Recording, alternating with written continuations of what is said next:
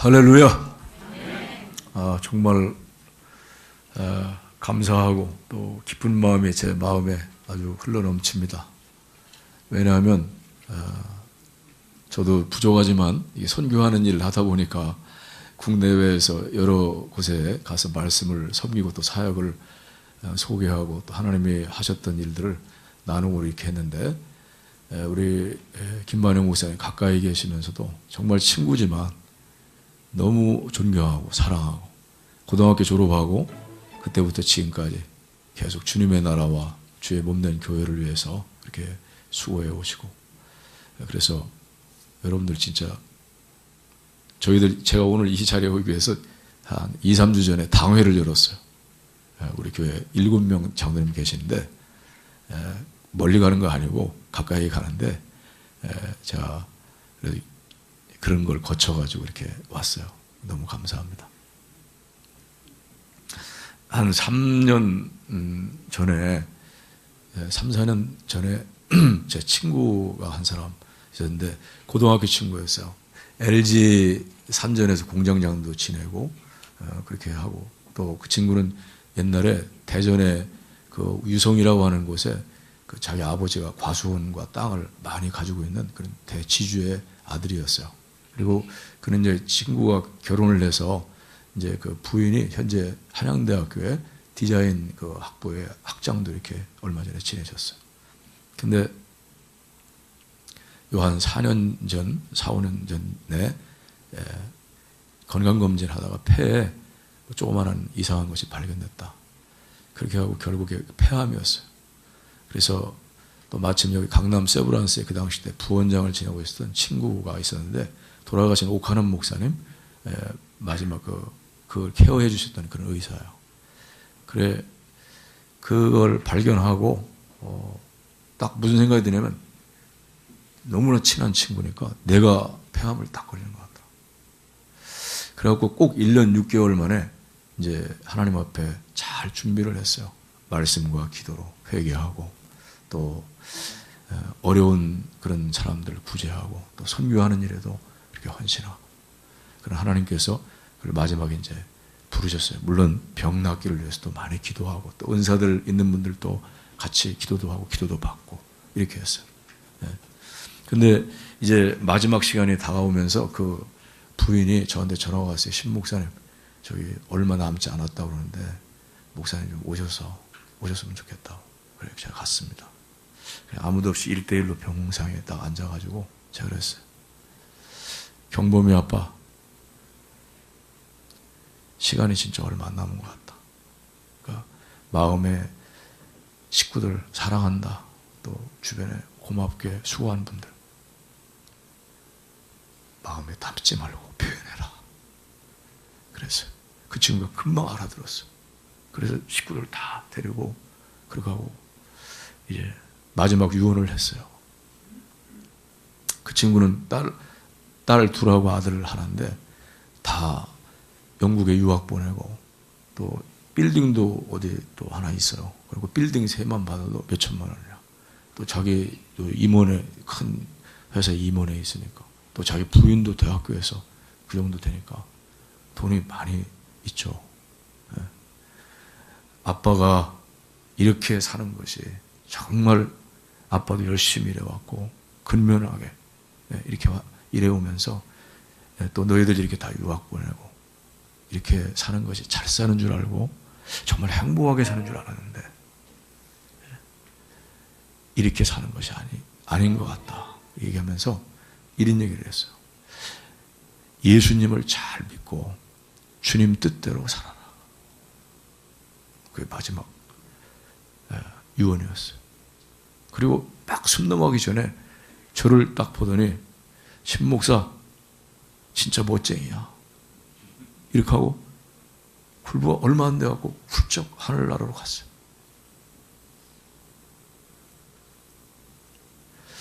정말 예수를 잘 믿고 주님 뜻대로 사는 것이 얼만큼 소중한 것인가.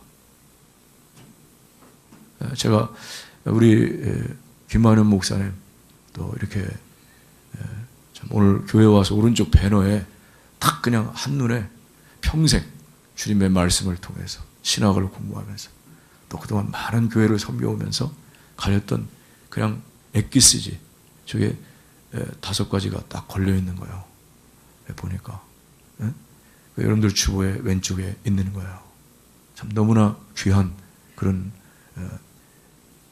이 교회가 추구하는 핵심 가치, 코어 밸류, 이 핵심 가치이고 또 우리 성도들이 전체가 이런 비전과 이런 가치를 공유하고 다 주님 안에서 이렇게 귀한 제자들로 주님을 닮아가는 그런 삶으로 이렇게 변화되고 성수하고 성장한다. 이런 걸 생각할 때 너무 감사해요. 오늘 제가 오면서 이제 선교에 대한 사역의 한 부분을 좀 말씀드리는데 고민도 했어요. 솔직히 목사님네 교회 온다고 그러니까. 그리고 또 무슨 말씀을 전할까? 주님이 꼭 필요한 말씀 좀 주세요.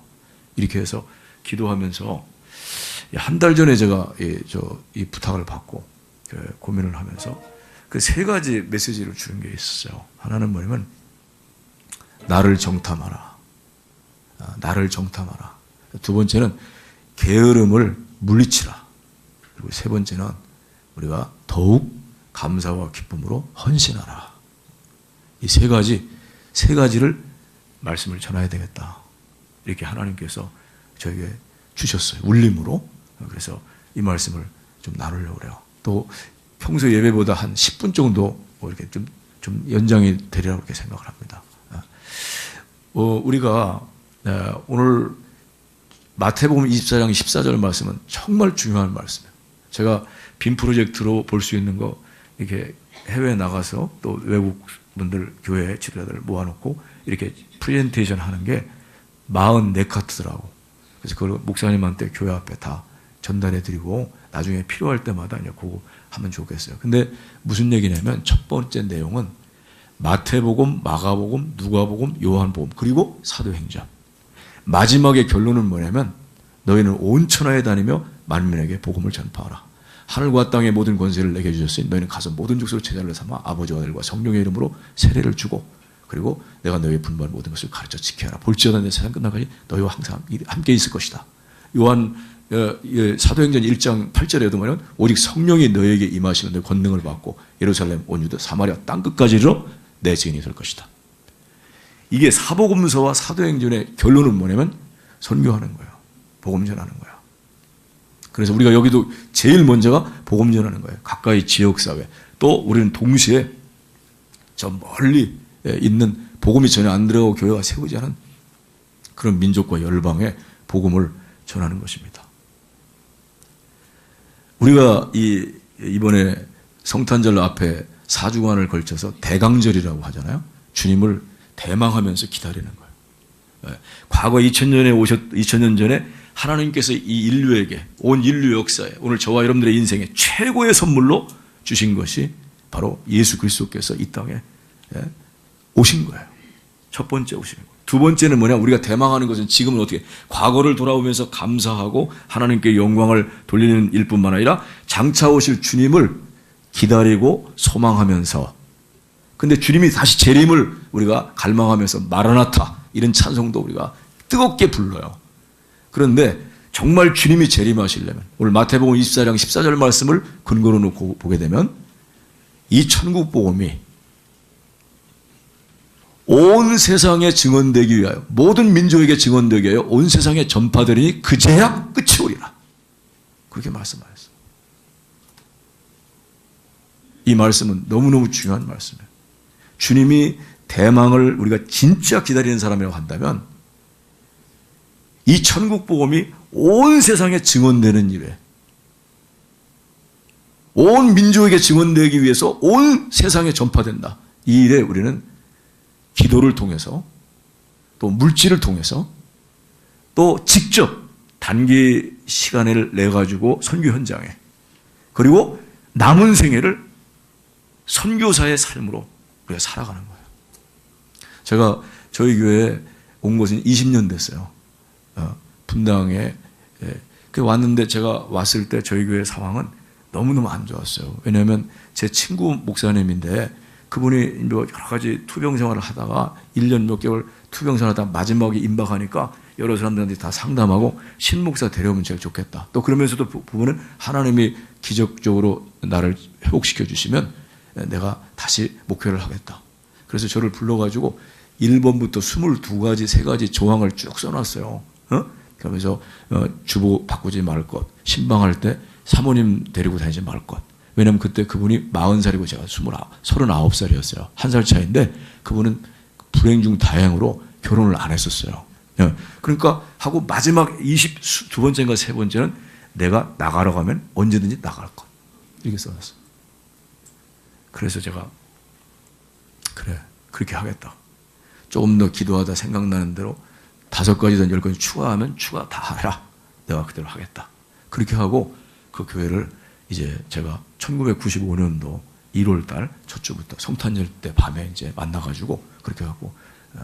근데 그 교회의 상황은 그때 매달마다 이제 개척교회를 막 와서 시작을 해갖고 한 1년, 2년 지나가는 거예요. 성남에서 7년 동안 해오던 그 사람들 데리고 신도시가 다시 구성되어갖고 이제 다 입주해서 들어오니까 그게 다 모인 거예요. 그러니까 이제 갑자기 그때 이제 사람들이 모이는 거죠. 그러니까 사실은 신도시에 들어가려면 입주할 때 딱 맞춰서 들어가야 되는 거예요. 타이밍이 최적기야. 그래서 그때 교인들이 아주 제법 많이 모이기 시작한 거예요. 그런데 이제 갑자기 모인 교회는 또 갑자기 흩어질 가능성이 높아요. 그래서 이제 뭐 여러 가지 이제 다 만들었죠. 그렇게 하니까 돈을 다 사채를 빌려가지고 와서 그렇게 하고 이제 교회가, 개척교회가 다 거의 그렇게 시작하잖아요. 그래서 매달 1,500만 원씩 이자가 그때 돈으로 나가는 거예요. 그래서 제가 와갖고 기도한 게 뭐냐면, 하나님, 우리 교회가 가야 할 길고 해야 할 일이 무엇입니까? 교회가 조그만한 교회인데 성들이 내는 10,000원, 100,000원, 이것이 진짜 1,000,000원, 1,000,000원, 1억의 값어치로 쓸 수 있는 일이 무엇일까? 그런 것 갖고 고민하는 거죠. 세상 말하면 틈새 시장을 공략하듯이 우리도 그렇게 해야 되겠다, 이런 생각을 갖고. 그래서 열심히 기도했어요. 근데 이렇게 제일 첫 번에 10시 막 뜨겁게 할 때는요, 3부 기도를 했어요. 5시였어요, 7시. 요즘에는 몇 년 전부터는, 근데 3부, 4부, 5부 해도, 새벽 기도 해도 기도 안 하는 사람들은 돼지라고 안 하는 거야. 그래가지고 이제 제가 그 2부만 지금 이제 5시, 6시만 그렇게 하는 거예요. 그런데 이제 오늘날 다 교인들이 썰물처럼 다 나가고 딱 있으면 인간적인 생각이 다 몰려오는 거예요. 야, 진짜 잘못 걸렸다. 이거 빚만 갚다가 내 인생 끝장나는 게 아닌가, 이런 생각을 가져보게 되었어요. 그러면서 이제 저희가 목사님이 돌아가시기에 땅도 한 300평, 큰 건 아니지만 300평을 어디를 사온 거예요. 그런데 야탑동 무슨 정보 도서관인가 봐, 옆에. 근데 내가 이렇게 알아보니까 땅도 맹지 땅이야. 그리고 그 당시 때 누구한테 속아가지고 시청 직원 뭐 토지 어쩌고 그런 거 관리하는 사람한테 3배, 4배를 주고 산 거야. 다 돈을 빌려갖고 사채를 다 하고 빌려온 거예요. 그리고 어느 날 기도하다 보니까요, 그래서 돕는 게 7교회 인제 원통 지역에 교단교파 초월했고 7교회 상징적으로 7만 원씩 77에 49 한 50만 원을 그렇게 나가는 게 있고, 나머지는 전부 다 이제 빚 갚는 거예요. 다 빚 갚는 거. 그래서 제가 와서 그랬어요. 우리는 예배당 땅 사갖고 예배당 짓는 거 하지 말자. 우리 그 자원 가지고 진짜 어려운 사람 찾아가지고 지원해주고, 그 다음에 선교를 하되 전혀 복음이 안 들어가고 교회가 세워지지 않은 그런 민족과 열방, 그런 곳에다가 복음을 전해주는 일을 위해서 하자. 이렇게 제가 이제 설득을 했어요. 교인들을 계속. 교회란 무엇인가, 에베소서 강해, 또 요한계시록 2장 3장, 또 뭐 우리가 이 말씀들을 쭉 하면서 사도행전 이런 것들을 하면서 뜨겁게 이제 교회를 이렇게 해나가는 거예요. 제가 우리 장로님한테 그랬어요. 그때, 장로님, 나는요 돈에는 젬병입니다. 내가 오른쪽 주머니에 얼마 들었고 왼쪽 주머니에 얼마 들었고 그런 걸 아는 적이 없어요. 그러니까 장로님, 내가 선배 목사님한테 들은 얘기인데 어느 성경에도 나오지 않고 신학책에도 나오지 않는 건데 이게 진짜 진리인 것 같다. 뭐냐? 교회 예산은 염전 예산이라고 합니다. 염전 예산이라는 게 뭔가? 의아해하잖아요. 염전밭이 아무리 넓어도 꾸물꾸물 구름이 다 껴있으면 소금 나오는 게 하나도 없어. 그러나 염전밭이 조그만 해도 햇빛만 쨍쨍 쪄주면 소금을 득득득득 긁어내는 거야. 그러니까 하나님이 성도들에게 은혜를 주시고 기쁨을 주시면 하나님께 기쁨으로 드리면 되는 거지. 그래서 내가 장로님 얼굴 딱 보고 얼굴에 내천자가 사라지고, 그리고 장로님 얼굴에 웃음이 필 때, 아, 빛이 다 물러갔구나. 나 이렇게 할 테니까 나는 무조건 기도하고 최선을 다해서 하나님이 은혜 주시기를 바라고 나는 말씀을 전하겠다. 그렇게 했어요. 그렇게 하고 이제 우리 교회가 지금까지 이렇게 온 거예요. 왔는데 저희들이 이제 선교를 시작을 했는데 어디서 시작했냐면 중앙아시아, 카자흐스탄, 키르기스탄, 타지키스탄 이 3개국을 처음 시작을 했어요. 왜 그랬냐면 그때도 진짜 어린아이처럼 단순한 생각이었어요. 왜? 우리가 다가오는 이 2000년대 넘어서부터 이 세계 교회의 도전은 크게 두 가지야. 하나는 공산주의, 또 다른 이슬람 세력이었어요. 그래서 공산주의와 이슬람의 이중벨트가 있는 곳이 바로 그쪽인데 거기서 잘라버리면 이게 어디까지 중국까지 오냐면 중국의 시안까지 이슬람이 쫙 몰려 들어온 거예요. 중앙아시아 이런 데 다 거쳐가지고. 그래서 거기를 교두부를 잘라버리자. 단순한 이런 생각이었어요. 그래갖고 거기 가서 이제 복음을 전하기 시작을 했는데 그때 저 혼자만 한 게 아니라 미국의 카나다에 있는 토론토에 있는 큰빛교회 이면수 목사, 그 다음에 또 시카고의 장춘호 목사, 그래가지고 그렇게 하고 안강이라고 하는 그 친구 선교사인데 CCC의 국제 지도자 중에서 한 사람이었어요. 우리 다 그 친구는 동기 동창이었어요. 그래갖고 셋이서 중앙아시아에서 만나가지고 카자흐스탄 하나는 키르기스탄을 맡았어요. 그러면서 제가 이 선교단체에 다니더니 이 친구가 좀 정신이 나갔나, 나라 하나를 막 맞잖아요. 물론 성경에 열방을 구하라. 그럼 내가 너에게 줄일 것이다. 유업으로 줄 것이다. 이런 말씀이 시편에 약속이 돼 있어요. 그런데 그렇게 했어요. 근데 하나님이 한 10년 정도 지나는 동안에 이 사역에 큰 은혜를 주신 거야. 그래가지고 1989년 90년대 옐친 고르바초프 옐친이 이렇게 할 때 그때 이 구소련권이 붕괴되면서 그러면서 다 독립했어요. 스탄 들어가는 나라들이 다. 근데 그때 그 카자흐스탄에 교회답지 않은 교회가 개신교 교회는 한 20개도 안 됐어요. 근데 지금 한 10여 년 동안이 지나오면서 오늘날까지 그 지역에 교회가 2,500개가 세워졌어요. 교회가. 전역에 2,500개가 세워진 거야. 근데 그런 그 사역에 대한 그 열매들이 있으면서 이제 이걸 이대로 나눠서는 안 되겠다. 혼자서. 그래갖고 이거를 미국하고 한국교회, 특별히 교포교회를 일깨우자. 이렇게 해가지고 제가 이제 미국도 뭐 LA 지역, 또 시애틀 지역, 그 다음에 저 뉴욕 지역, 그 다음에 시카고 또 이렇게 해서 또 위에 카나다는 토론토, 또 캘거리, 그 다음에 또 밴쿠버 이런 지역에 담임 목사님들 초청을 하는 거예요. 한 100명 정도 내외로. 근데 큰 교회 목사님은 안 와. 왜냐면 자기들 킹덤이 있기 때문에 안 오는 거야. 근데 조그만한 교회, 중형 교회 이런 목사님들이 오시는 거예요. 오셔갖고 우리가 진짜 해야 될 일이 뭐냐. 우리가 하나님께로부터 받은 가장 큰 2대 사역이 있죠, 교회에. 첫째는 뭐야? 첫째는 하나님께 예배 드리는 거야. 두 번째는 뭐냐면 예배 드려서 하나님 은혜 주시고 우리를 새롭게 하시고 우리를 치유시키시고 우리에게 주님이 능력을 주시면, 복을 주시면 우리는 세상에 나가서 증언하는 거야. 복음 전하고 선교하는 거. 이 일이죠. 그래서 하나님 앞에 예배 드리는 거, 그 다음에 내가 한 주일 동안 세상 속에 나가서 증언하는 생활. 예배와 증언이야. 내일 저희 다음 해 우리 교회 표어가 예배하라, 증언하라. 이것이 세워져 있어요. 이 두 가지야. 그래서 이제 이런 사명인데 오늘 제가 두 군데의 말씀을, 하나는 마태복음 24장 14절, 그리고 이 요한계시록 7장 말씀 너무 중요한 말씀이에요. 왜냐하면 그거는 마지막 교회의 최후의 모습이 무엇인가라고 하는 거예요. 그것을 가리켜서 저는 The End Vision이라고 그래요. 마태복음 7장 9절에서 요한계시록 7장 9절에서 14절까지 주어지는 이 본문 말씀은 정말 교회의 최후의 모습이야. 근데 우리는 지금 한국 교회가 지금 문제가 된 게 뭐냐면 개척하는 교회라든가 소형교회, 중형교회들이 전부 다 뭐냐면 이 메가처치, 큰 대형교회를 지향하는 거예요. 교회 성장주의가 아주 한국교회를 완전히 망쳐버렸어요. 그래가지고 우리가 제자훈련하는 것도 뭐냐면 그 목적은 뭐냐면 큰 교회를 이루고자 하는 것이 내심 우리 속에 부인할 수가 없는 그 핵심 가치로 그걸 목표로 그렇게 잡고 있는 거야.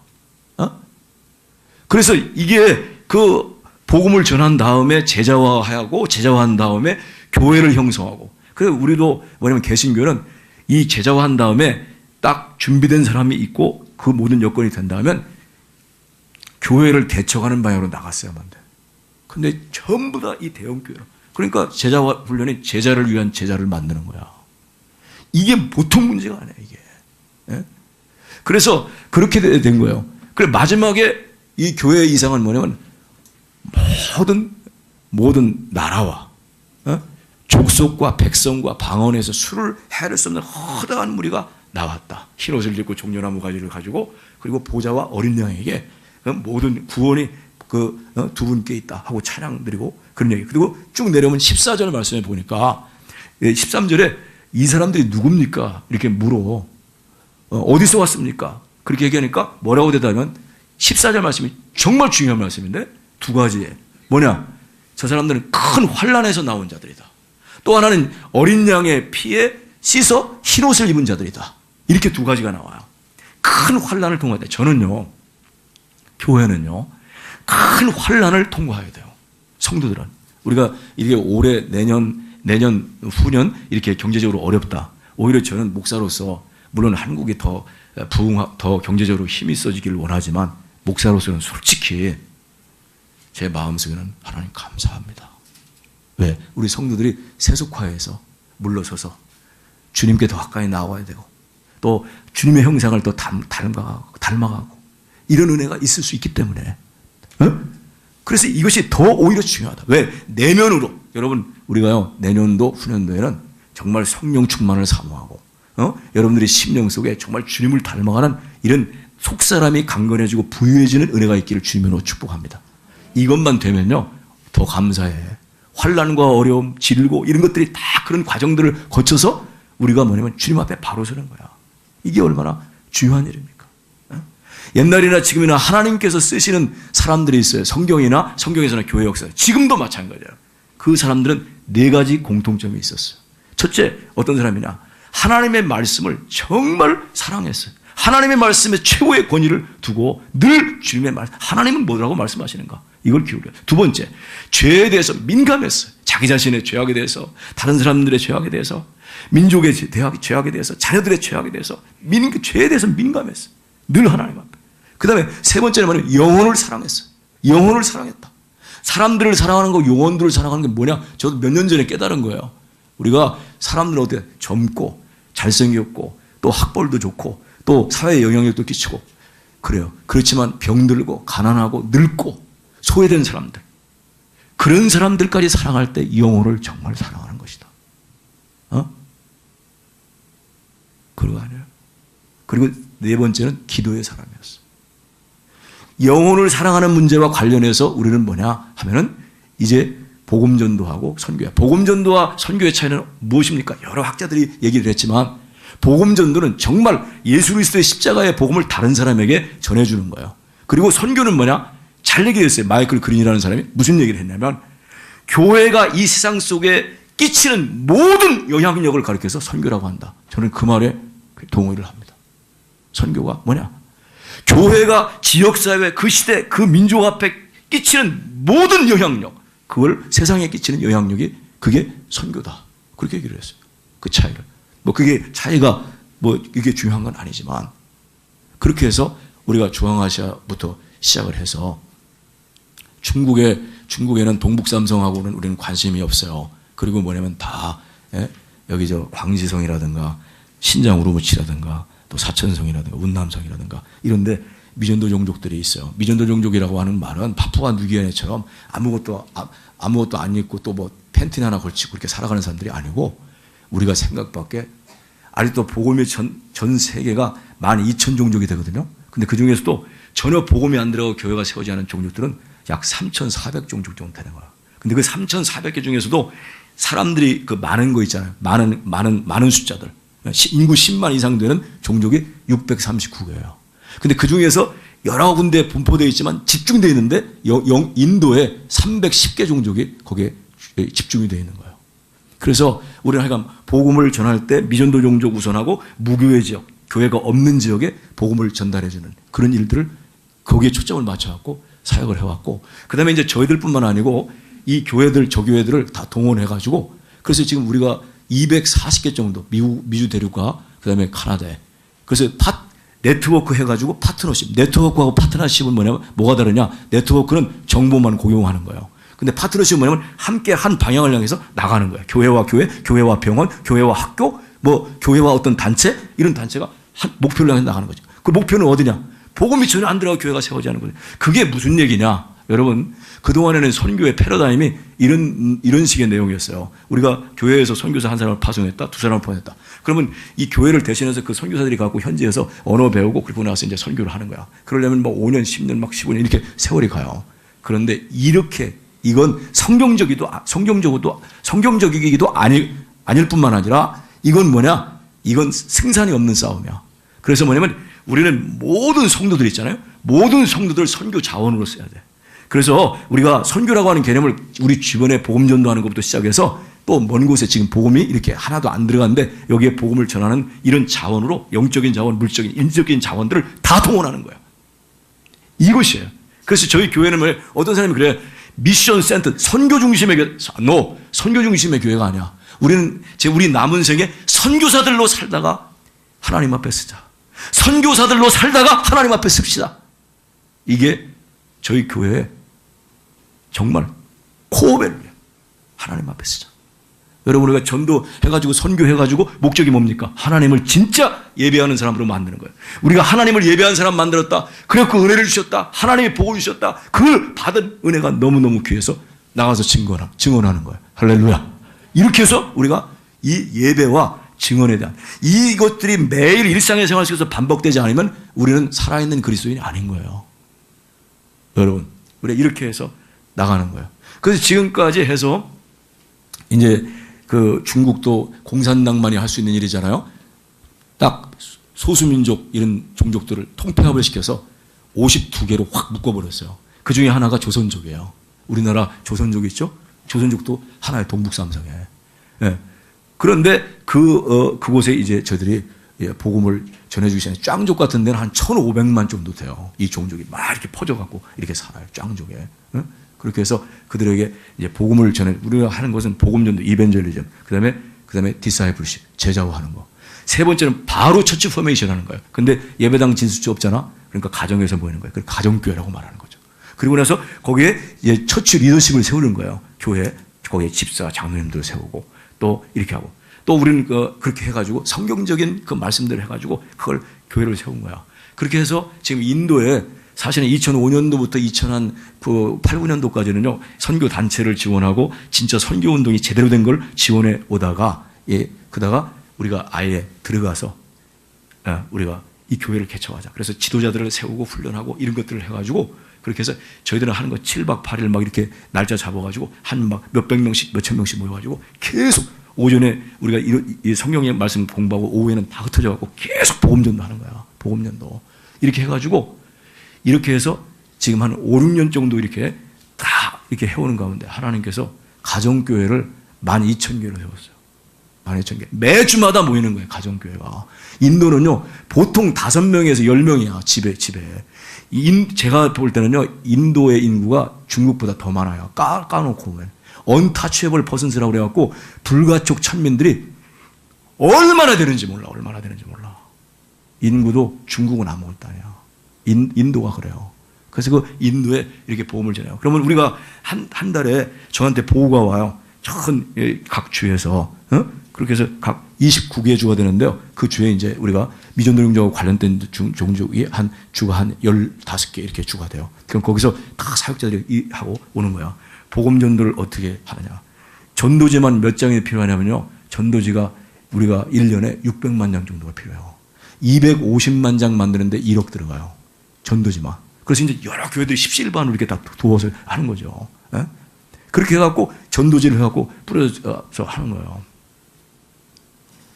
그래 이제 하나님께서 그런 일들을 하는데 이번에 이제 지난 4월달, 5월달에 지도자들을 데리고 왔어요. 한 15명을. 그 스테이트 코디네이터라고 해서 그 주를 다, 주가 인도는 1억에서 1억 5천, 2억 이렇게 돼요. 보통 기본이. 그래갖고 그 주를 책임지는 자인데 교회를 가정교회만 읽어왔지 교회가 이렇게 지역교회를 보지를 못했어요. 그래서 이번에 데리고 왔고 23일 동안 있으면서 한 3,000명 교회, 그 다음에 한 1,000명 교회, 가장 작은 교회가 저희 교회예요. 그래서 가장 작은 교회 이렇게 와서 거기서 이제 목회 훈련을 그렇게 시킨 거예요. 예? 그렇게 해서 우리가 그런 식으로 지금 일을 해왔어요. 그래서 지금 우리가 이 사람들 인도교회도요, 뭐냐면 그동안에도 인도교회는 뭐 도마부터 시작해갖고 지나간 2000년 동안 기독교 영향을 끼친 거야. 예? 모라비안이라고 하는 그 사람들이요, 그 진젠도르프 백작이 근대의 선교의 아버지라고 하는데 그 사람들이 300명 파송할 때 인도의 북부에 상당수를 파송을 했어요. 우리가 현장에 가면 다 그 흔적들을 볼 수가 있어요. 그러나 지금은 다 힌두교 그 당으로 힌두교 당으로 다 뒤집혀졌어. 이렇게 지금 돼 있어요. 그걸 우리가 보면서 그래 우리가 이 스테이트 코드 오디네이터를 돕는 데는 한 매달 40만 원씩 정도 지원을 해줘요. 이걸 몇 년 해주냐면 3년에서 5년 정도만 하면 다 자립을 하는 거예요. 인도교회도 다 헌금하게, 가난한 교회들도 하나님 앞에 드리는 것부터 해라. 우리 한국교회도 옛날에 다 땅 팔고 논 팔고 돼지 팔고 소 팔고 개 팔고 이렇게 해가지고 그렇게 해갖고 하나님 앞에 헌금을 드렸다. 그래서 한국교회가 이만큼 복을 받은 것은 물질적으로 우리가 진짜 그래요. 목사로서 하는 얘기가 아니라 오늘 제가 여러분들한테 헌금을 동원하기 위해서 온 거 아니에요. 저는 점잖은 사람입니다. 예? 그리고 정말 하나님의 말씀대로 하고 그 뜻대로 순종해서 살도록 하는데 제가 지금까지 헌금을요, 이 일하면서 제일 많이 받아본 게 얼마냐면 미화로 400만 불을 받아봤어요. 49넷도로 44억이야. 누가 했냐면 장도원이라고 하는 장도 있어요. 우리 한국에도 명동에 얼마 전에 들어왔는데 포에버 21이라고 하는 이것이 있어요. 그 상호가 있는데 그게 쇼핑몰, 저 뉴욕 맨하탄 같은 데도 한 서너 개가 있어요. 하루에 내가 물어보니까 가게세가 2억 나간대. 하루에. 근데 그분이 한 40억, 44억인가? 북한 선교를 해서 헌금을 했어요. 그 교회는, 교회 이름이 또감사교회야. 그 장로님이 중심이 돼갖고 그 교회를 세운 거예요. 그래서 내가 담임 목사님이 어디 가다가 저를 만나자고 그래서 인터컨티넨트에서 만났어요. 이 교회 이름이 궁금한 거야. 진짜 이 교회 이름이 뭔가. 또감사교회라고 나는 알아들었거든요. 근데 보니까 명함 보니까 또감사교회야.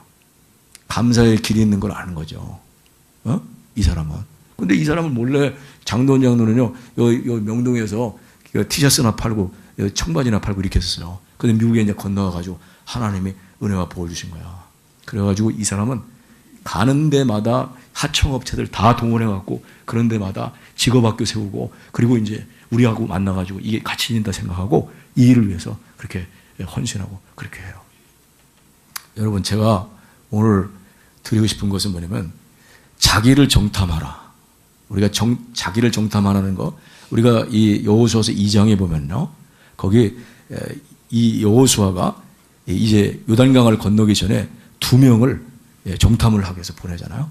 그 정탐을 해갖고 들어가자마자 여리고성에 들어갔다가 걸렸어요. 근데 어디로 들어갔냐면 거기에 기생 라합에게 들어갔다가 바로 발각돼가지고, 그래서 거기서 참 우여곡절 그때 이제 나오잖아요. 그 사건이에요. 그 사건을 여러분들이 기억하시면 다 아는 사건이에요. 근데 거기서 중요한 게 뭐냐? 적을 알고 나를 알면 100가지의 모든 위험 가운데 처하지 아니한다. 그게 원래는 지피지기 하면 백전불태라라고 하는 그 손자병법의 진짜 뜻이에요. 그런데 거기에 들어가잖아요. 그래서 첫째는 이 적을 안다는 것은 오늘날 냉혹한 현실이에요. 세상은 만만한 세상이 아니에요. 진짜. 그래서 냉혹한 이 현실을 파악하는 거예요. 어제하고 오늘 달라요. 아침하고 저녁이 달라요. 그래서 우리는 진짜 이 세상에 대해서 눈을 부릅뜨고 우리가 이걸 보여야 돼요. 그 다음에 두 번째는 뭐냐 하면 거기에 늘 나를 생각할 때 나만 생각하지 마세요. 나 외에 다른 친구가 있어요. 우리는요, 교회 안에 진짜 좋은 친구가 있는 게 아니야. 진짜 친구, 앞으로 진짜 진정한 친구는 세상 바깥에 있어. 그래서 복음을 전할 때 기생 라합이 이들에게는 진짜 친구였어요. 기생 라합은 여리고성 안에 살고 있었어. 하나님이 이미 준비하시고 있어. 이걸 평안의 사람이라고 그래요. 성경에 보면. 복음 전할 때 딱 준비된 사람, 예비하신 분이 있어. 복음을 전할 때 보면. 그런 사람이에요. 그래서 나 말고도 나의 진정한 친구 있잖아요. 이 친구는 사실은 나의 한 부분이 되는 거예요. 그렇게 해서 하나님 앞에 쓰임 받는 거예요. 이게 굉장히 중요해요. 그 다음에 세 번째는요, 거기에 이 여리고성에 누가 있었냐면 하나님이 먼저 역사하고 계시는 거예요. 하나님이다. 그래서 막 이 이스라엘 백성들에 대한 출애굽한 소문을 듣게 되고 광야를 통과 40년 동안 오면서 어디를 격파했다는 소식이 다 들려오고 이래요. 그래서 사람들의 마음이 완전히 물 녹듯이, 그 촛물 녹듯이 녹아버렸다고 그렇게 말하고 있어요. 하나님이 하시는 거예요. 우리는 무슨 일을 할 때, 나를 정탐할 때, 여러분, 현실도 보고요, 나하고 또 나뿐만 아니라 나하고 관계된 친구들을 같이 고려해서 생각하고요. 세 번째는 뭐냐면 하나님을 보는 거예요. 하나님을 바라보는 거예요. 할렐루야. 이렇게 해서 나를 정탐할 수 있기를 바라요. 이 연말에 또 여러분들이 새해 또 남은 생애를 살아가면서. 두 번째는 뭐냐면 제가 말씀드리고 싶은 것이, 두 번째는 게으름을 물리쳐라. 게으름을 타파하라. 그런 거. 아니, 목사님, 내가 뭘 게으릅니까? 우리가 뭐 자다가 아침에 어떤 딸은 너무 피곤해갖고 일어나 보니까 10시, 11시야. 오전 10시, 11시야. 그건 게으른 게 아니에요. 예? 또 어떤 사람이 이렇게 뭐 하다가 불가피하게 해갖고 그렇게 하면 안 되지만 예배 시간에 5분, 10분 늦었어요. 이 게으르다. 그런 게으름이 아니에요. 성경적인 게으름인데요. 제가 몇 년 전에 정말 깊이 깨달은 거예요. 그게 뭐냐면, 게으름이 뭐냐? 제가 이 신학책을 이렇게 보고 뭐 나름대로 이렇게 계속 고민하면서 이렇게 오다 보니까 뭐냐면 이 죄가 무언가, 죄를 회개하는 것이 얼마나 중요한가. 근데 죄가 무엇인가에 대해서 이게 중요한 거예요. 그래갖고 이 죄에 대해서 살피는 가운데 이 칼바르트라고 하는 신학자가, 신학적 입장은 우리가 동의하지 않지만 그분이 아주 뼈 있는 얘기를 했어요. 뭐냐면 이 세상에 성경이 나타나는, 또 이 세상에 실존하는 수천 수만 가지의 죄악이 있는데 그 죄악들을 쭉 더듬어 가면 7가지 죽음에 이르는 죄악이 있다고 그래요. 중세교회가 그걸 얘기를 했어요. 근데 그 7가지 죽음에 이르는 죄악들 가운데 더 밑으로 내려가게 되면 3가닥으로 딱 모인다는 거야. 그게 뭐냐? 첫째는 교만이에요. 두 번째는 뭐냐면 위선이에요. 세 번째는 뭐냐? 태만 혹은 게으름이라고 하는 거예요. 이 3가지가. 근데 이제 첫 번째, 우리가 늘 우리가 교만을 다 꺾어버리고 늘 하나님 앞에 겸손하게 되면 하나님의 은혜를 주시잖아요. 그렇잖아요? 어떤 어거스틴하고 얘기를 했어요. 제자들하고. 성경에서 제일 중요한 덕목이 무엇입니까? 첫 번째 덕목이 무엇입니까? 가만히 있더니 어거스틴이 제자에게 얘기했어요. 야, 겸손이다. 두 번째는 뭡니까? 그러니까 두 번째도 가만히 생각하다 겸손이다. 세 번째 뭡니까? 겸손이다 그랬어요. 겸손이 뭡니까? 겸손은, 교만의 반대지 그랬어. 교만의 반대지.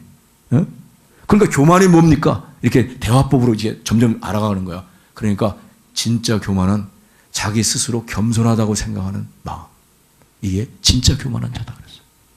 그 다음에 두 번째, 우리가 이 외식, 거짓 이런 거 있잖아요. 위선. 이거 전부 다다. 이게 보통 이게 심각한 문제가 아니에요. 이 목사가 가면 갈수록 우리는 위선을 떨기가 쉬워요. 오늘도 제가 와서 뭐 굉장히 한 것처럼 떠드는데요. 정말 그래요. 하나님이 하신 일이고 우리는 그냥 순종하는 거예요. 그 뜻대로. 순종하는데 하나님께서 우리를 쓰시는 거예요. 어떤 때는요, 제가 하나님의 일에 얼마나 방해거리가 되었나 하는 것을 진짜 회개해요. 우리 돌아가신 박윤선 박사님은요, 어떻게 했냐면 86세인가 84세 때 어느 때 모여갖고 주님, 저는 84년 묵은 죄덩어리입니다 그랬어요. 죄덩어리입니다. 예? 터툴리아는 그랬어요. 우리가 이 세상에서 살면서 하나님께 할 수 있는 게 뭐냐? 회개 이외에 뭐가 있냐? 그렇게 얘기를 했어요. 여러분, 회개는요, 복음입니다. 할렐루야. 회개하면 하나님께서 다시 첫사랑을 회복하고, 회개하면 하나님께서 다시 생명을 연장시켜주고, 회개하면 하나님께서 또다시 사용하신다. 할렐루야. 너무나 중요한 얘기예요. 근데 마지막에 뭐냐면 태만이야. 태만이 뭔가? 성경적으로 보니까요, 태만이 여러분들이 잠언서 6장하고 26장을 보게 되면요, 첫째는 막연한 기대예요. 뭐 내년엔 잘 되겠지 이렇게 생각하는 거예요. 예수 믿으면서도 뭐 내년엔 또 잘 되겠지, 다음에는 다음 달에 뭐 잘 되겠지, 이거 있죠. 이건 막연한 기대인데요, 이건 게으름이에요. 개미에게 가서 하는 걸 봐라. 수령과 두려움도 없지만 얼마든지 여름에 준비하고 또 가을에 거두지 않느냐. 개미에게 가서 봐라. 이렇게 얘기했어요. 그러니까 열심히 땀 흘려서 뭔가 일하고 뭔가 해보고 시도해보고 이러지 않고 기도하고 하나님께 믿음으로 하나님의 뜻을 따라 나가고 이런 거 없이 막연한 기대는 뭐냐? 게으름이야. 절대 내년도에 우리 이 해에 남은 때 막연한 기대 갖지 마세요. 두 번째는 두려움이에요. 두려움에 딱 사로잡히면요, 아무것도 못하는 거야. 두려움에. 성가대도 내가 이렇게 성가대 전문가는 아니지만 남자들이 한 7명은 세야 돼. 그래야만 소리가 딱 나오는 거예요. 여러분 내년도에 이번에 오늘 중요한 직분들 다 우리는 모두가 다 사역자가 되어야 돼요. 모두가 사역자야. 모든 교인들이 다. 그러니까 하니까 이 사역에 오늘 이렇게 내놓고 기도하시면서 내년에 난 이걸 좀 해야 되겠다. 그렇게 하고 사역에 동참하세요. 근데 왜 두렵냐? 하면 두 가지 것 때문에 두려워요. 첫째, 실패할까봐 두려운 거야. 뭐를 하게 되면. 하다가 이거 실패하면 어떡하지? 두려움이 생기는 거야. 또 두 번째 뭐냐면 부작용이 일어날까봐 두려워하는 거야. 이거 하다가 잘못되는 뭐가 이게 생기면 어떡하지? 부작용은 항상 생기게 돼 있어. 모든 일마다. 그래서 성경에 무슨 얘기를 하거든요. 이 잠언 26장에 가보게 되면 무슨 얘기를 하냐면, 게으른 자는 밖에 저 길에 사자가 있다, 골목에 사자가 있다 하느니라. 이렇게 얘기를 하는 거야. 그렇게 하고 저게 있으니까 나 못하겠다는 거야. 두려워서. 그러니까 자꾸만 뒤로 물러나는 거야. 여러분, 나이 드셨다고 해서 뒤로 물러나지 마세요. 인생의 남은 때가 짧습니다. 여러분. 그리고 하나 있어요. 마지막에 있는데 성경이 주는 게 있는데요. 그게 뭐냐면 그 잠언 26장 6절인데요. 저는 놀라운 걸 발견했어요. 뭐냐면 진짜 게으른 사람은 뭐냐 하면 자기 혼자 모든 일을 하려고 하는 사람 있죠. 이게 진짜 게으른 사람 중에 게으른 사람이야. 게으른 자는 사리에 맞는 말을 하는 사람 7사람보다 자기 자신을 더욱 지혜롭게 여기느니라. 뭐요? 7사람들이 사리에 맞아. 그 얘기 안 듣는 거야. 뭐냐? 나는 내가 해. 내가 저들보다 더 잘 알아. 그러니까 자기가 교만한 거야. 진짜 교만한 사람. 다른 사람들 얘기 안 듣는 거야. 전문가들 얘기 안 듣는 거야. 그럼 뭐냐? 게으른 자다. 성경. 이렇게 말하는 거야. 여러분, 게으름을 타파하십시다. 우리가 뭐예요? 첫째, 뭐라고 그랬어? 첫째 뭐라고 그랬어? 막연한 기대. 막연한 기대를 우리가 이걸 깨뜨려야 돼. 두 번째, 뭐라고 그랬어? 두려움을 척결하는 거야. 우리가 그때 주님 앞에 기도하고 막 부르짖으면 두려움이 다 사라져. 그 다음에 세 번째 뭐야? 자기 혼자만 하려고 하는 거. 자기 혼자만 하려고 하는 거. 제가요, 이 하나님 앞에 일을 하면서 우리 교회만 안 해요. 우리는 이 사역하다 보니까 병원도, 여기 대표적인 게 여기 서울 라오병원이라고 관절 유명한 병원이 있어요. 저희 10년 전부터 어떻게 제가 이게 손 낫으로 다쳐가지고 저기 갔다 환자로 만났어요. 그렇게 하고 만나가지고 해서 그 선교를 위해서 세운 병원이고 우리도 선교를 위해서 세운 교회다. 그렇게 하고 둘이 만나가지고 10여 년 동안 했어요. 그 대표원장 강영욱 박사가 요번에 지난주에 은퇴했거든요. 근데 제가 가면 그래요. 여기 우리 진짜 원장 나타났습니다. 이래요. 그분 70한 지금 중반 됐어요. 여러분, 하나님께서 다 이렇게 붙여주시는 거야. 제가 옛날에 후암장로교에 있을 때는요, 이 의사들이 그냥 조금 뻥 튀면 한 150명 정도 됐어. 걸리는 게 의사였어요. 그래갖고 1년이면 12번에 걸쳐서 이 의료팀들이 해갖고 의료팀들 가는 버스만 따로 있었어. 그런데 내가 여기 이 교회 오니까요, 지금 있는 교회 오니까 의과대학 다니는 애들, 예과 다니는 애들 한 2명 있더라고. 저는 피레미를 데리고 내 인생에서 의료 선교는 끝났구나. 그랬어요. 근데 하나님 앞에 일을 하다 보니까 이 병원, 저 병원, 그것도 다 서울대 출신들, 다 권위 있는 의사들 붙여주시는 거야. 하나님께서. 여러분, 이게 선교가 얼마나 중요한 일인지 몰라요. 그 다음에 제가 마지막으로 드리고 싶은 거 있어요. 뭐냐? 우리가 더욱 감사와 기쁨으로 헌신하자. 이 말씀 드리는데요. 이 말씀은요, 민수기 6장을 보게 되면 나실인에 대한 얘기가 나와요. 나실인들은 3가지 규정을 꼭 지켜라. 뭐 포도주에서 나오는 거 포도도 먹지 말고, 두 번째 시체 죽은 거 있잖아요. 그런 거 하지 말고, 이렇게 해서 그 나실인에 대한 규정이 나와요. 근데 거기 그 말씀을 잘 들여다보게 되면 거기에 헌신에 대한 얘기를 하는 거예요. 우리 모두가 다 나실인과 같이 하나님 앞에 헌신하고 하나님 앞에 귀하게 쓰임 받으라는 거예요. 예? 우리는 행복을 추구하지만 하나님은 우리에게 거룩함을 요구하세요. 그래서 그렇게 하는데 그 헌신은 저는 3가지가 중요하다고 봐요. 오늘 여러분 이 말씀을 마음속에 여러분 새기기를 평생. 첫째는 뭐냐? 자원해야 돼요. 모든 주님의 일을 위해서 헌신할 때는 자원하는 마음이 있어야 돼요. 물론 처음에는 억지로 해서 하죠. 그러나 하나님이 깨달음 주었고 이제 자원하기도 하죠. 그렇지만 어떻게 됐든 간에 우리가 모든 일을 할 때 작은 일이든 큰 일이든 자원해서 하라. 저희 교회는요, 헌금 얘기 안 해요. 그렇지만 이 일들을, 이런 긴박성한 이런 현장에 대한 일이 있습니다. 이런 필요가 있습니다. 저런 지금 어려움이 있습니다. 이렇게 얘기를 이제 하면, 그렇게 광고 내면, 그 다음에 교인들이 알아서 이렇게 움직이는 거지. 그렇게 해서 오늘날까지 왔어요. 근데 우리가 하나님 앞에 첫째는 자원해서 해라.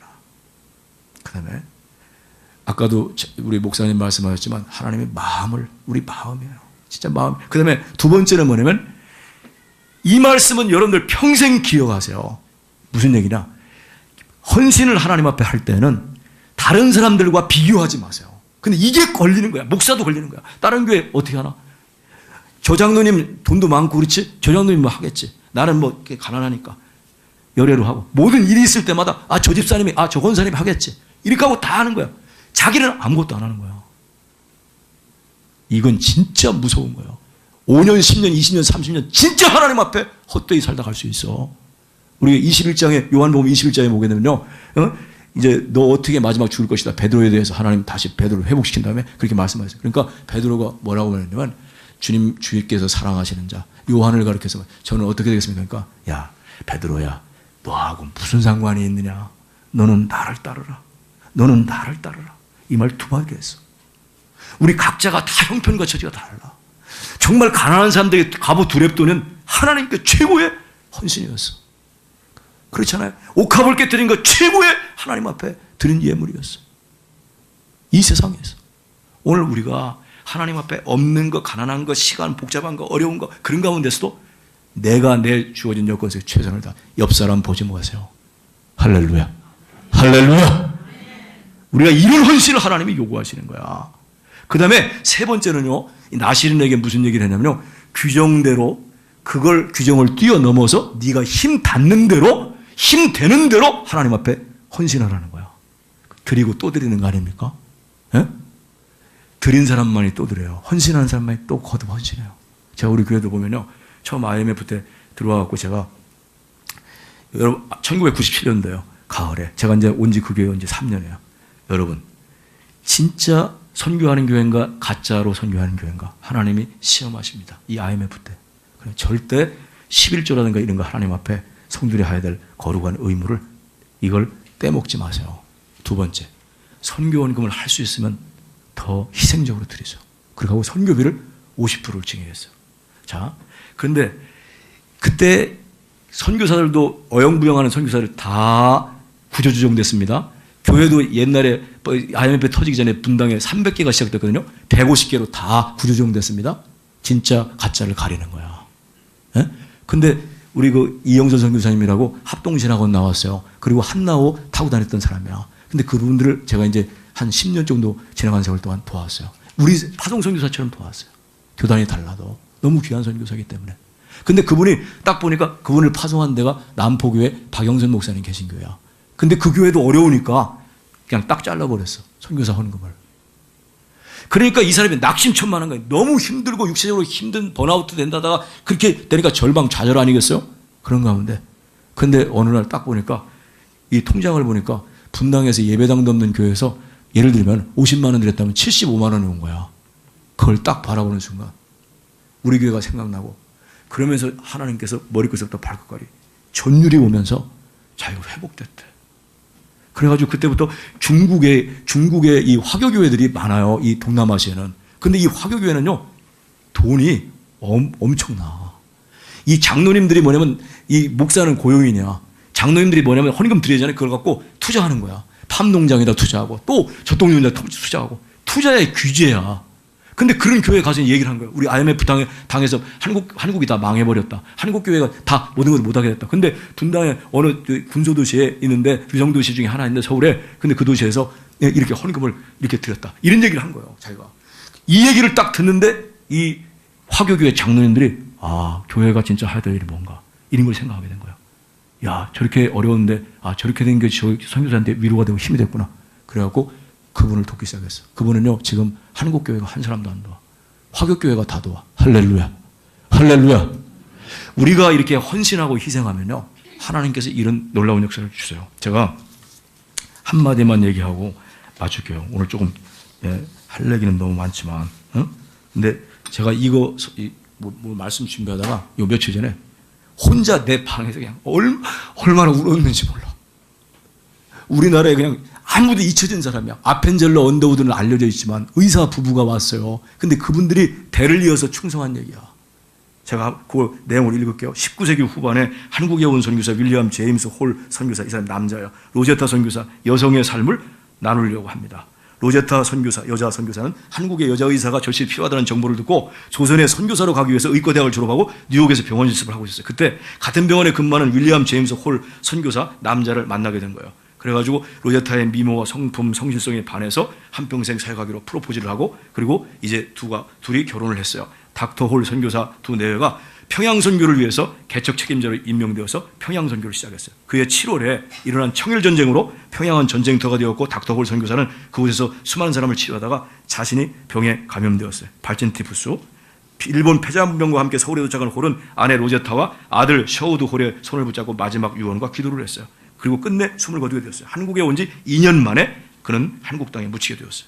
로제타는 그 부인이에요. 어린아이 셔우드를 데리고 복중에 그 아이에 있는 그 둘째 딸이었는데 그 아이를 복중에 안고 미국으로 건너갔어요. 귀여운 딸 에디스가 유복녀로 태어나게 되었고 얼마 후 윌리엄 제임스 홀의 그 아버지의 교회를 방문하게 됐어요.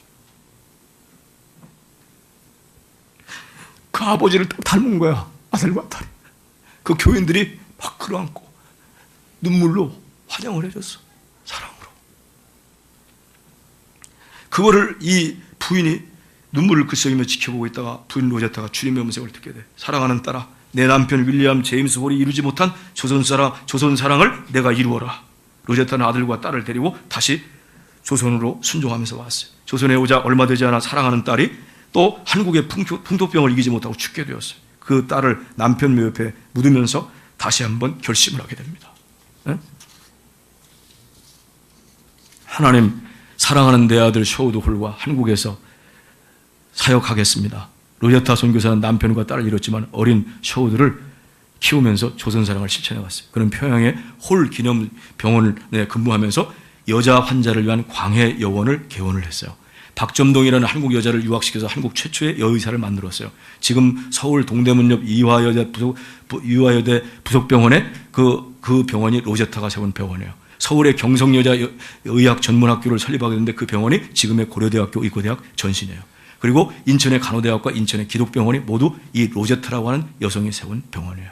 43년간의 한국 사역을 통해서 하나님은 정말 큰 일을 이루셨어요. 미국은 그의 사역을 인정하고 로제타 선교사를 미국이 뽑은 200대 여인 중에 한 사람으로 그렇게 했어요. 85세의 나이로 숨을 거두면서 양화진에 남편과 딸이 묻혀있는 곳에 안양되었어요. 그 아들인데요. 아들 셔우드 홀도 부모님의 조선 사랑을 이어갔어요. 미국으로 건너가 의사가 된 셔우드 홀은 결혼해 부인 메리안과 함께 다시 한국에 돌아왔어요. 그는 한국 최초의 결핵협회를 창설했고 한국 최초의 크리스마스 씨를 만들어 판매했어요. 아버지와 어머니의 조선사랑을 이어가던 샤우드 홀에게 어려움이 닥쳐왔어요. 일본과 미국이 태평양 전쟁이 일어나면서 일본 정부는 샤우드 홀을 헌병대에 연행했고 재판에서 징역 3년 5,000엔이라고 하는 벌금형을 선고받았어요. 가재도고 집을 다 팔아서 끝까지 한국에 남아있기를 원했으나 결국 추방되었어요. 그러나 샤우드 홀 부부는 선교를 포기하지 않았어요. 한국에 쫓겨난 샤우드 홀 부부는 인도로 건너갔어요. 마지막 힘을 다해 선교에 힘을 쏟고 있어요. 마침내 은퇴를 해서 카나다에 쉬고 있던 어느 날 그는 한국에서 온 편지를 받았어요. 결핵협회와 아버지가 세운 광성고등학교에서 보낸 초청장이었어요. 91세의 나이로 사랑하는 한국 땅을 밟은 셔우드 홀 부부의 가면은 남달랐어요. 그는 양화전에 묻혀있는 아버지, 어머니, 여동생 묘를 방문하고 광성고등학교 예배 시간에 눈물을 글썽이며 이렇게 유언을 남겼어요. I still love Korea. 저는 여전히 한국을 사랑합니다. 제가 죽거든 나를 절대로 미국이랑 가라고 묻지 마시고 내가 태어나서 자랐던 사랑하는 이 나라 또는 내 사랑하는 어머니, 아버지, 누이 동생이 잠들어 있는 한국 땅에 묻어주시기를 바랍니다. 그는 98세의 나이로 숨을 거두었고 그의 부인과 함께. 여러분, 저는 한국이 이렇게 의료보험제도, 의학이 이렇게 발달하고 이렇게 한 것이 저는 몰랐어요. 이런 분들이 하나님의 미랄이 되었기 때문에 하나님이 이런 분야에도 이렇게 축복하셨구나. 지금 제 친구가 여기 강남 세브란스 원장으로 일을 하고 있어요. 근데 그 친구가 고맙게도 그 친구도 새벽기도 좀 열심히 나가는 사람으로 바뀌어졌어요. 여러분, 오늘 우리가 기억합시다. 정말 헌신은요, 자원해서 합시다. 스스로 알아서. 두 번째 뭐냐? 두 번째, 절대 다른 사람하고 비교하지 마. 이 바보같이 어리석게 다른 사람하고 비교했다가 10년, 20년 다 날아가는 거야. 시간을 다 허송세월하는 거야. 세 번째 뭐냐? 우리가 힘 닿는 대로 들여도 하나님의 십자가의 은혜 그 밑바닥까지 경험한 사람은 하나님 앞에 다 드려도 이 부족함이 없는 거예요. 저희 교회 초창기 때부터 선교하는 일을 위해서 따라왔던 대표적인 집사님들 두 분이 계세요. 근데 한 분이 이렇게 얘기하는 거예요. IMF 97년에 했는데 98년도에 연말에 그래요. 저한테 목사님 저는 이 IMF 때 저희들은 큰 복을 받았대요. 그래서 내가 무슨 복이냐 물질적인 복인 것 같은데 얼마 벌었냐 목사가 이렇게 얘기했어요. 20억을 넘게 벌었대. 그래 내가 목사가 아무리 순진해도 뻥치지 말라고 그랬어요. 사연을 한번 얘기해봐라 그랬어요. 그랬더니 300개 정도 되는 양말 회사가 있었는데요. 양말 공장이 있었는데 IMF 거치면서 다 없어지고 한 100개인가 남았대요. 그렇게 하는데 하나님께서 어느 날 그 월마트 있잖아요. 월마트로 이게 물건이 나가기 시작한 거야. 그러니까 몇만 쪽, 몇십만 쪽이 나가는 거야. 그래서 이 하나님께서 그 당시 때 양말업계 삼성이라고 불렸대 자기네가. 근데 지금은요 몇 년 전부터는 양말업계 구글이야. 전 세계에 메이커 있는 거죠. 케빈 클라인이니 뭐 올드 네이비니 뭐 엘렌가 뭔가 뭐 하는가 구라파에서 전부 다 와서 저 개성공단에 그 1000명 이상 되는 직공 3개 있거든요. 그 회사가 그거 하나야. 성화물산이라고. 그다음에 또 여기 저 청도에도 공장이 큰 공장이 있어요. 여기 한국의 양말업계가 거의 다 이 사람 거 하청받아서 일을 해요. 여러분 제가요 돈 많이 버는 거 이 얘기가 아니에요. 하나님 앞에 믿음으로 하나님의 뜻을 따라 순종하다 보면 주님이 이렇게 큰 은혜를 주신다. 우리 얼마 남지 않았어요. 주님 앞에 부끄럽지 않는 생애를 살아가고 내년에 여러분 저희는 교회에 안수 집사님 이상 되면 집사님 100불 안 하면 사람 취급도 안 해. 선교하는 거네. 그래서 100불 가지고 뭐 하냐? 100불 가지면요. 이런 10년 전만 해도 중앙아시 같은 데는 60불 가지고 생활비 했어요.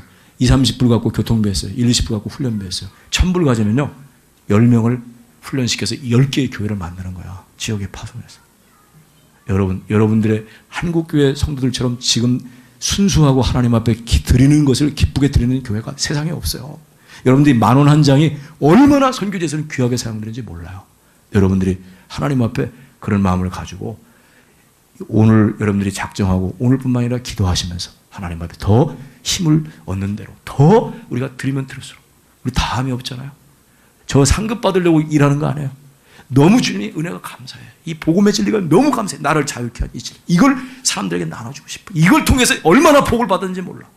여러분 우리가 그 나라와 그의 의를 먼저 구하십시다. 하나님께서 이 모든 것을 주시는 것은 주님이 지금도 살아계시고 전능하시고 주님이 저와 여러분들이 구하는 것이나 생각하는 것에 능히 넘치게 하신 하나님의 모든 충만하심으로 때마다 일마다 여러분 모두에게 우리 친구들 교회 위에 하나님께서 주시기를 주님으로 축복합니다. 우리 한번 이 시간 1, 2분 정도 한번 기도하면서 여러분 자원하는 마음으로 남하고 비교하지 말고 그리고 하나님 앞에 힘에 지나는 것들로 더 넘치도록 기쁨으로 감사함으로 하나님 앞에 드리시기를 바랍니다. 하나님께서 여러분들의 귀한 헌신을 받아서 주님이 영광을 받으시는 일에 쓰임받고 남은 생에 후회함이 없는 삶을 여러분들이 달려갈 길을 다 마치고 주님을 만날 수 있는 그런 은혜가 우리 모두에게 있기를 주님으로 축복합니다. 자, 한번 기도하겠습니다.